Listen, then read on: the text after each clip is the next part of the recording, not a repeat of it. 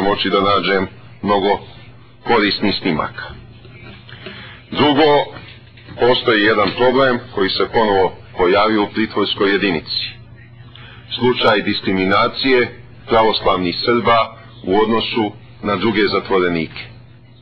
Ja sam naručio blagovremeno pečeno meso i kolače za srpski pravoslavni Vaskrs koji je 27. aprila u nedelju. To radimo svake godine, radili smo ranije, dakle, i to je išlo po nekoj uhodanoj proceduri.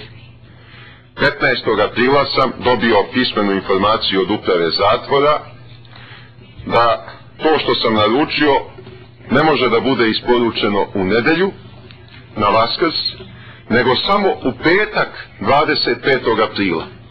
Ako se to sprema u četvrtak da bi se isporučilo u petak, znači da to treba da stoji 3 dana pre nego što se ta naša proslava ključnog verskog praznika odvija.